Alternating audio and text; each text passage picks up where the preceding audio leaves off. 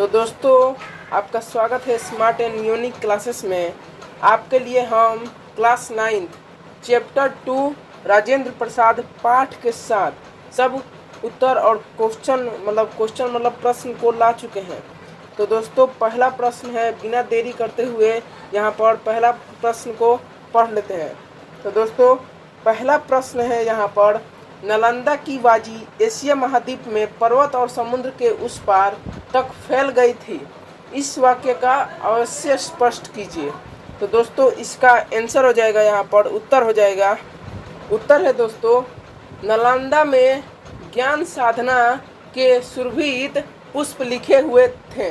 Asia महाद्वीप के विशिष्ट भूभाग में विद्या संबंध सूत्र भी उसके साथ जुड़े हुए थे। ज्ञान के क्षेत्र में देश और जातियों के भेद लुप्त हो जाते हैं। इन्हीं सब कारणों के कारण उपयुक्त बातें कही गई हैं।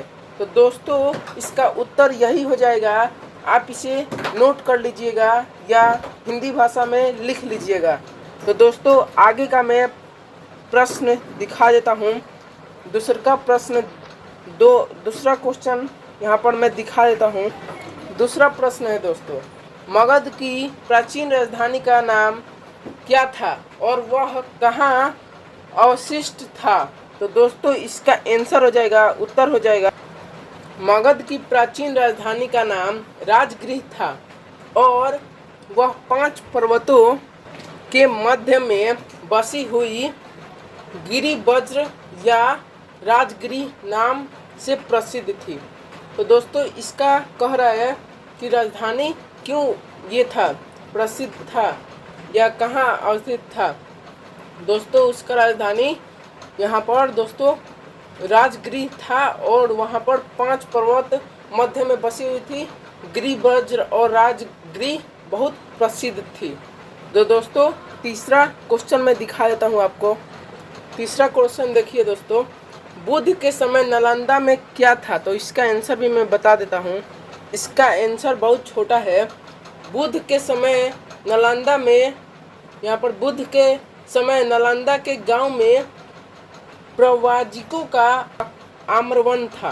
तो प्रवाजिकों का आम्रवन मतलब आम का वृक्ष था उस समय गांव में। तो दोस्तों, मैं चौथा क्वेश्चन को दिखा देता हूं आपको। चौथा प्रश्न है दोस्तों, महावीर और मेखालुप्त गोसाल की भेंट किस उपग्राम में हुई थी? तो दोस्तों, इसका आंसर है यहाँ पर। उत्तर देखिए दोस्तों, जैन ग्रंथों के अनुसार नालंदा के उपग्राम बौद्धरित में महावीर और मेखलीपुत्र की भेंट हुई थी। तो इसमें कह रहा है कि किसकी भेंट हुई थी? महावीर और मेखलीपुत्र के गोसाल की भेंट उपग्राम में। तो दोस्तों, जैन ग्रंथों के अनुसार यहाँ पर कह रहा है, जैन ग्रंथों के अनुसार नालंदा में उपग्राम बौद्धरित के महावीर और मेखलीपुत्र से भेंट हुई थी।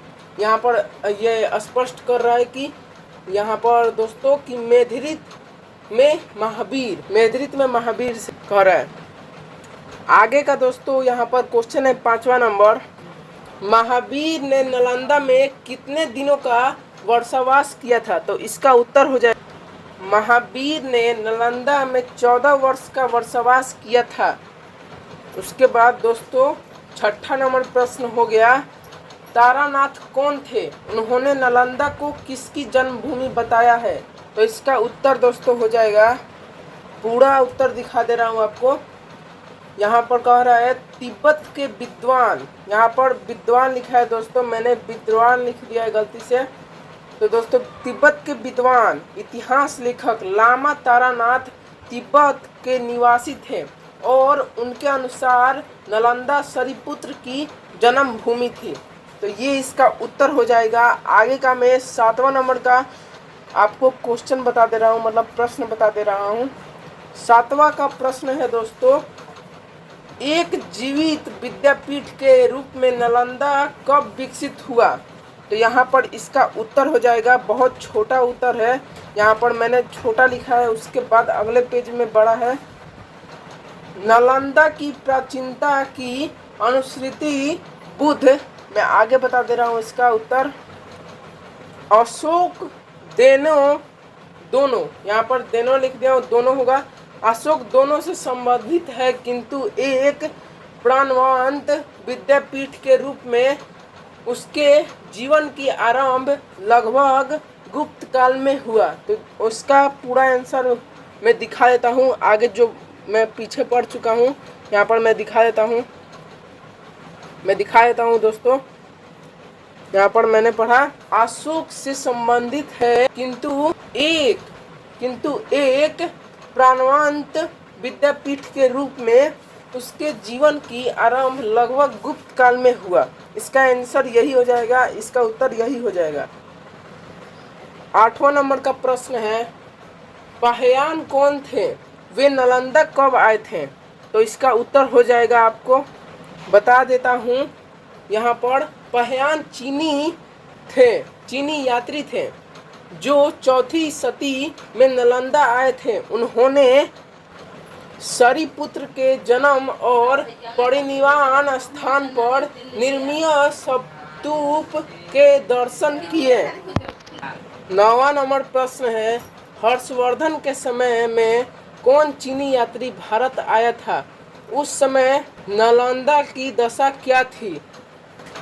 इसका उत्तर हो जाएगा, हर्षवर्धन के समय 7वीं शताब्दी में, यहाँ पर 7वीं सदी में युआन चांग भारत आए थे। उस समय नालंदा अपनी उन्नति के शिखा पर था। तो दोस्तों इसका उत्तर यही हो जाएगा। तो आगे मैं 10वां नंबर प्रश्न का बता देता हूँ, उसके बाद उसका उत्तर भी बता देता हूँ। 10वां नंबर प्रश्न है, नालंदा के नामकरण के बारे में किस चीनी यात्री ने किस ग्रंथ के आधार, आगे भी है इसका प्रश्न, यहाँ पर मैं उसको भी दिखा देता हूँ, पर क्या बताया? इसका मैं उत्तर बता देता हूँ। चीनी यात्री युआन यांग के एक जातक कहानी का हवाला देते हुए बताया है कि, यहाँ पर बताया है कि नालंदा का यह नाम इसलिए पड़ा था कि यहाँ अपने पूर्व जन्म में उत्पन्न, यहाँ पर उत्पन्न लिखा है, उत्पन्न भगवान बुद्ध को तृप्ति नहीं होती थी। तो दोस्तों इसका उत्तर यह हो जाएगा 10वां नंबर प्रश्न का उत्तर। तो मैं 11वां नंबर प्रश्न आपको दिखा देता हूँ। 11वां नंबर प्रश्न है कि यहाँ पर नालंदा विश्वविद्यालय का जन्म कैसे हुआ? तो इसका उत्तर होगा, नालंदा विश्वविद्यालय का जन्म जनता के उदार दान से हुआ। कहा जाता है, मैं बता रहा था कि कहा जाता है कि इसका आरंभ 500 व्यापारियों के दान से हुआ था, जिन्होंने अपने धन से भूमि खरीदकर बुद्ध को दान में दी थी। तो दोस्तों इसका आंसर ये हो जाएगा, आप देख सकते हैं। 12वां नंबर प्रश्न है, यशोवर्मन के शिलालेख में वर्णित नालंदा का अपने शब्दों में चरित्र कीजिए। तो दोस्तों इसका उत्तर हो जाएगा, 8वीं सदी के यशोवर्मन के शिलालेख में नालंदा का बड़ा अभव्य वर्णन किया, यहाँ पर आगे भी है इसका उत्तर, किया गया। यहाँ के बिहारों, यहाँ पर बिहारों की पंक्तियों के ऊंचे ऊंचे शिखर आकाश में मेघों को छूते थे। यहाँ पर उसके बाद है, उनके चारों ओर नीले जल। इसके बाद भी आंसर है बहुत सारा, आगे हो गया। यहाँ पर है, से भरे हुए सरोवर थे जिनमें सुनहरे और लाल कमल तैरते थे, जिसमें सुनहरे और लाल कमल तैरते थे। तो यहाँ पर आगे भी है इसका आंसर, बीच बीच के संघनन आम्र कुंजों की छाया थी। यहाँ के भवनों के शिल्प और स्थापत्य को देखकर आश्चर्य होता था। इनमें अनेक प्रकार के अलंकरण और सुंदर मूर्तियां थी। ये तो भारतवर्ष में अनेक संधाराम, यहाँ पर संधाराम है, किंतु नालंदा उस सब में उद्वितीय है। यहाँ पर मैं पूरा पढ़ चुका हूँ, आपको दिखा भी देता हूँ। यहाँ पर मैं पूरा आंसर यहाँ पर आपको दिखा देता हूँ, आप पूरा आंसर देख लीजिए। यहाँ पर आप देख लीजिए और लिख लीजिएगा। तो मैं 13 नंबर प्रश्न पर चलता हूँ। इत्संग कौन था? उसने नालंदा के बारे में क्या बताया है? तो इसका उत्तर हो जाएगा यहाँ पर अरिसंग चीनी यात्री था। इसके समय में नालंदा बिहार में 300, यहाँ पर आगे भी है इसका, यहाँ पर मैं दिखा देता हूँ, 300 बड़े कमरे और 8 मंडल थे। यहाँ पर आगे भी आंसर है। पुरातत्व विभाग के खुदाई में नालंदा विश्वविद्यालय के जो, यहाँ पर आंसर में दिखा देता हूँ, जो अवशेष यहाँ प्राप्त हुए हैं उनसे इन वर्णों की अच्छाई प्रकट होती है। तो दोस्तों इसका आंसर हो गया। तो मैं 14 नंबर क्वेश्चन और आंसर दिखा देता हूँ आपको। 14 नंबर प्रश्न है, विदेशों के साथ नालंदा विद्यालय के संबंध का कोई एक उदाहरण दीजिए। तो यहाँ पर मैं लिख चुका हूँ, इसका आंसर थोड़ा सा यहाँ पर लिखा हूँ, विदेशों के साथ नालंदा विश्वविद्यालय, इसके बाद भी आंसर है, का जो संबंध था उसका स्मरण एक, यहाँ पर आगे भी है, ताम्रपत्र खुदाई में मिला है। इससे ज्ञात होता है कि सुर्ण द्वीप मतलब सुरमात्रा इसमें आगे है के शासक शैले, यहाँ पर शैलेनंद्र है, शैलेनंद्र सम्राट श्री बालपुत्र देव ने यहाँ पर ने मगध के सम्राट देवपाल देव, यहाँ पर देवपाल देव यहाँ पर होगा, के पास अपना दूत भेजकर प्रार्थना की।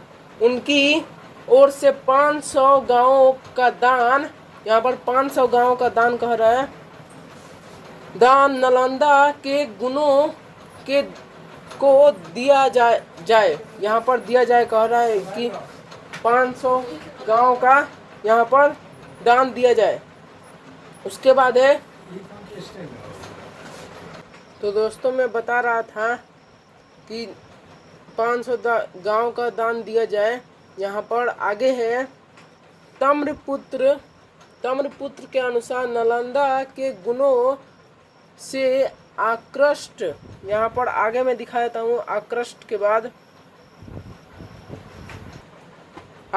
के बाद मैं सभी आंसर को दिखा चुका हूँ। यहाँ पर होकर और यौधेय के सम्राट बालपुत्र ने भगवान बुद्ध के प्रति भक्ति प्रसिद्ध, यहाँ पर प्रदर्शित लिखा है, प्रदर्शित करते हुए नालंदा में एक बड़े विहार का निर्माण करवाया।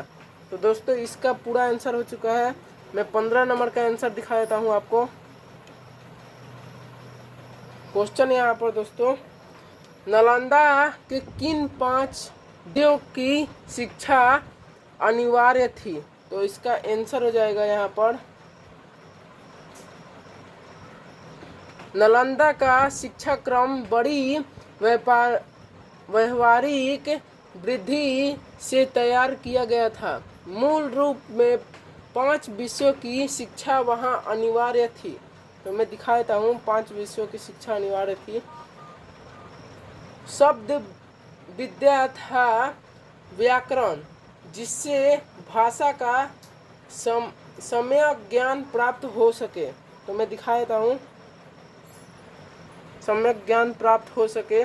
उसके बाद है हेतु विद्या या तर्क शास्त्र, जिससे विद्यार्थी अपने वृद्धि की कैस्टी पर प्रत्येक बात को, यहाँ पर आगे भी आंसर है, पूरा आंसर दिखा देता हूँ, परख सके। चिकित्सा विद्या जिससे सीखकर छात्र एवं स्वस्थ रह सके, एक दूसरों को भी निरोग बना सके। यह विद्या एक एक शिक्षक को सीखना यहाँ अनिवार्य था, जिससे छात्रों में व्यवहारिक, यहाँ पर छात्रों में व्यवहारिक और आर्थिक, यहाँ पर आर्थिक लिख दिया हूँ मैं, आर्थिक होगा, आर्थिक जीवन की स्वतंत्रता आ सके। इसने अतिरिक्त अपनी रुचि के अनुसार लोक धर्म और दर्शन का अध्ययन करते थे। तो मैं यहाँ पर सब बता चुका हूँ। उसके बाद 16 नंबर क्वेश्चन को मैं बता देता हूँ और आंसर को भी। पहले क्वेश्चन है, नालंदा के उच्च प्रसिद्ध विद्वानों की सूची बनाइए।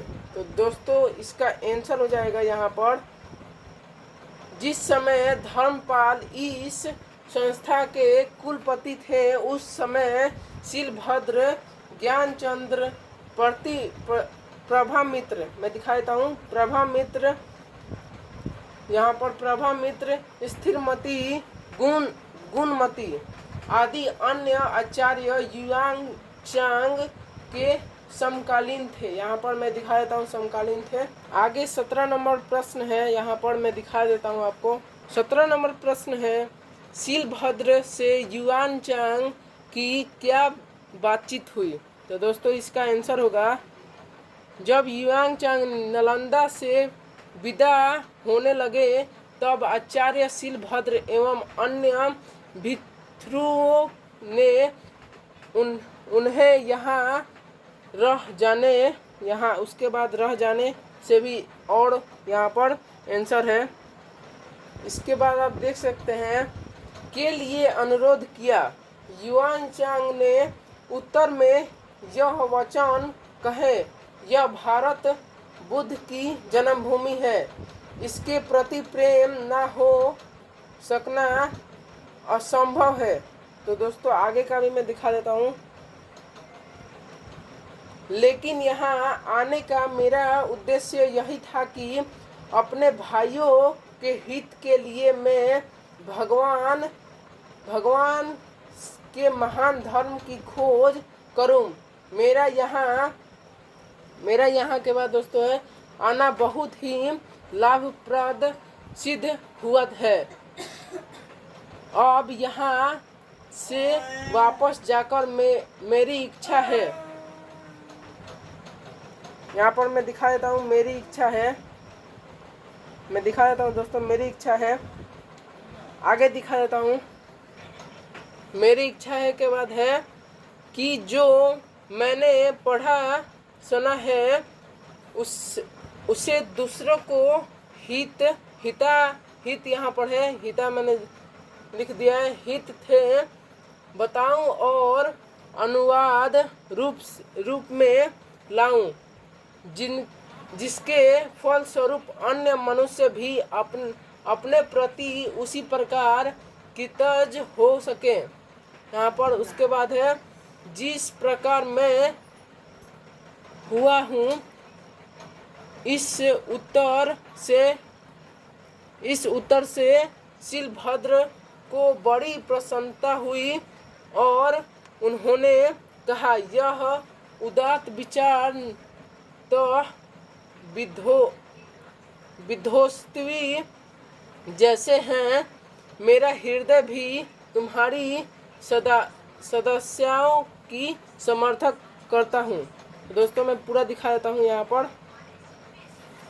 उसके बाद 18वां नंबर प्रश्न है, यहाँ पर देशों से ज्ञान प्रसार के क्षेत्र में नालंदा के विद्वानों से प्रयासों के विवरण दीजिए। यहाँ पर इसका आंसर है, पहले तो तिब्बत के प्रसिद्ध सम्राट शत्रुघ्न गप्पो, यहाँ पर 1630 मतलब 630 ईस्वी की बात हो रही है।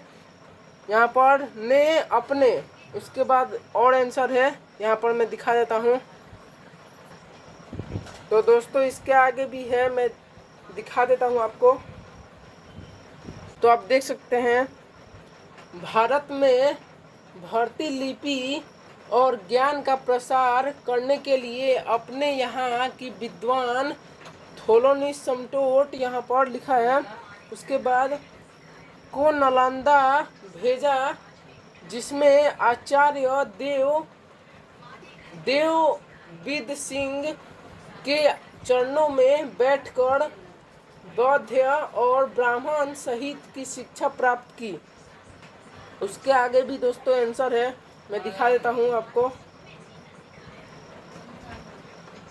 यहाँ पर प्राप्त की के बाद है, इसके बाद 8वीं सदी में नालंदा के कुलपति आचार्य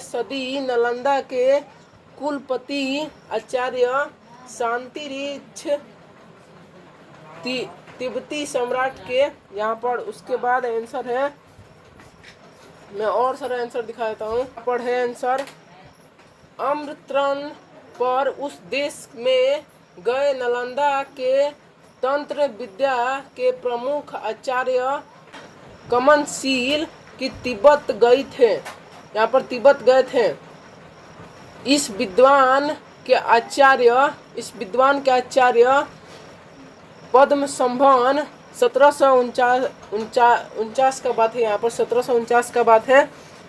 और दीपशंकर श्री ज्ञान अतीश, यहाँ पर 1980 ईस्वी का बात है, के नाम उल्लेखनीय है। यहाँ पर दोस्तों इस वीडियो को बनाने में बहुत मेहनत लग रहा है, यहाँ पर बहुत मेहनत लगाया है। कृपया इस वीडियो को लाइक कर दीजिएगा। दोस्तों आगे बढ़ते हैं 19 नंबर प्रश्न पर। यहाँ पर है ज्ञानदान के, यहाँ पर ज्ञानदान के विशेषता क्या है। यहाँ पर दोस्तों ज्ञानदान के क्षेत्र में जो दान दिया जाता है वह सीमा रहित और अनंत होता है। ना उसके बांटने वाले को तृप्त होती है और ना उसके लेने वाले को। यही ज्ञानदान की विशेषता कही गई है। तो दोस्तों ये वीडियो यहीं पर ही एंड होती है। तो दोस्तों ये वीडियो आपको अच्छा लगा हो तो लाइक कर दीजिएगा और इस चैनल को सब्सक्राइब जरूर कीजिएगा ऐसे और पढ़ाई वाले या इंटरेस्टिंग वीडियो देखने के लिए। तो दोस्तों मिलते हैं अगले वीडियो में। जय हिंद, जय भारत।